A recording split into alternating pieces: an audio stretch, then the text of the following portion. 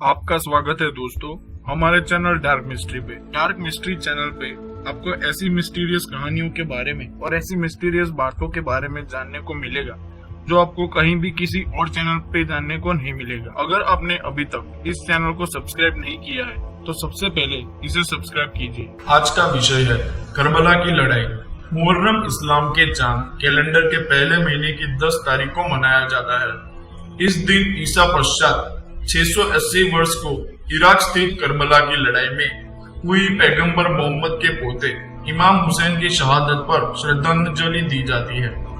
खूबसूरती से सजाए गए ताजियों के साथ जुलूस जो आपको सड़कों पर दिखते हैं, उसे देखकर आपको लग सकता है कि मुहर्रम जश्न है, लेकिन ये दुख की अभिव्यक्ति है। ये ताजिए हुसैन और उनके साथियों के कब्र का प्रतिरूप होते हैं जो लड़ाई में लड़ते हुए शहीद हो गए। ये कहानी 1400 वर्ष पुरानी है। मुस्लिम धार्मिक नेता मौलाना वहीदुद्दीन खान के अनुसार इस घटना के विभिन्न संस्करण है। उन्होंने प्रसिद्ध इतिहासकार अल ताबरी का हवाला दिया जो कहते हैं कि कुफा के लोगों ने तब से उमय्यद खलीफा यजीद की जगह हुसैन की वफादारी का वादा किया। इस संघर्ष की उत्पत्ति उत्तराधिकार के लिए संघर्ष में निहित थी जो बाद में जाकर पैगंबर मोहम्मद की मौत का कारण बना। एक गुट पैगंबर के पैतृक भाई और दामाद अली को उनका उत्तराधिकारी बनाना चाहता था ताकि उत्तराधिकारी पैगंबर के परिवार से ही हो, जबकि दूसरा गुट चाहता था कि समुदाय के बुजुर्गों की आम सहमति से माध्यम से फैसला किया जाए। अंत में अबू बकर पैगंबर के वरिष्ठ और भरोसेमंद सहयोगी को खलीफा चुना गया। उसके बाद उमर और उस्मान खलीफा बने। उनके बाद अली को चौथे खलीफा के रूप में चुना गया, लेकिन जल्द ही उनकी हत्या कर दी गई और खलीफायत उम्मियत से पास चली गई। अली के बेटे हुसैन ने यजीद उम्मियत खलीफा का विरोध किया क्योंकि उसे महसूस हुआ कि यजीद यही रास्ते पर नहीं चल रहा। मतभेद बढ़ा और करबला की लड़ाई में हुसैन को बेरहमी से मार डाला गया। हुसैन की शहादत में मुसलमानों को 2 भागों में बांट दिया, सुन्नी और शिया। शिया समुदाय अली और उनके वंश को सही उत्तराधिकारी मानते हैं और दूसरों को अनाधिकारग्राही मानते हैं, जिसमें सुन्नी असहमत है। जहां मुसलमानों के सारे वर्ग मुहर्रम की 10 तारीख रोजा, प्रार्थना और दान द्वारा एक पवित्र दिन के रूप में मनाते हैं, शिया समुदाय के लोगों के लिए ये 10 दिन का समय मातम करने का होता है।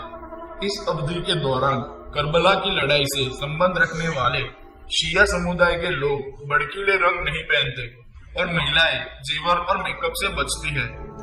यह मातम करने का समय होता है, इसलिए इस दौरान कोई शादी नहीं होती और लोग फिल्में, टीवी देखने, खरीदारी करने और किसी भी तरह के मनोरंजन से बचते हैं। लोग शाम को मजलिस या सामुदायिक मातम में जाते हैं। मजलिस कुरान के पद्य गाकर शुरू की जाती है और फिर इमाम हुसैन और उनके साथियों की वीरता और शहादत की कहानियां सुनाई जाती है। श्रोताओं की आंखों से आंसू बहने लगते हैं। औरतों को रोते और सुबकते सुना जा सकता है। मजलिस के अंत में तबर्रुक बांटा जाता है। 10वां दिन आशुरा कहलाता है। इस दिन मातम करने वालों का एक बड़ा समूह ताजियों समेत सड़कों पर जुलूस निकालता है।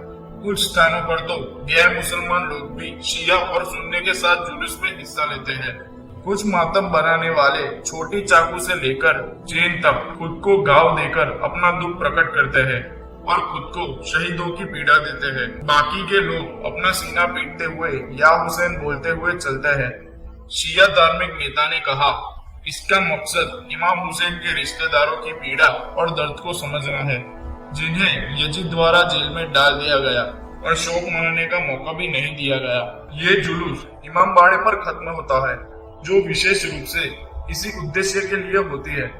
ताजिया को यहाँ दफनाया जाता है या डूबा दिया जाता है। फिर मातम करने वाले अपना रोजा तोड़ते हैं, आमतौर पर खिचड़ा या हलीम के साथ, जो कि चावल के दलिए, आटे, दालों और मीट से बनता है। शायद उस खिचड़ी को याद करके जो हुसैन और उनके साथियों की लड़ाई के दौरान खानी पड़ी थी। मुहर्रम पर मुसलमानों श्रद्धालु गरीबों को खाना और शरबत बांटते हैं। यह भूखों और प्यासों को खिलाने पिलाने का एक प्रतीकात्मक संकेत है। हुसैन और उनके साथियों तक पहुंचने वाली खाद्य सामग्री की आपूर्ति यजीद द्वारा बंद कर दी गई थी। उनमें से कई लड़ाई के मैदान में भूख और प्यास से मर गए थे। फिर काउंसिल के अध्यक्ष मुजम्मिल सिद्दीकी स्पष्ट करते हैं, इस कहानी में कई सबक है। हमें करबला की लड़ाई से साहस और धैर्य का सबक लेना चाहिए। तो दोस्तों, आज के लिए बस इतना ही। आज का विषय यहाँ पर समाप्त होता है। ऐसी ही जानकारियां जानने के लिए हमारे चैनल से जुड़े रहिए। इसे नीचे लाल बटन दबाकर सब्सक्राइब कीजिए और इस वीडियो को अपने दोस्तों के साथ जरूर और जरूर शेयर कीजिए। धन्यवाद।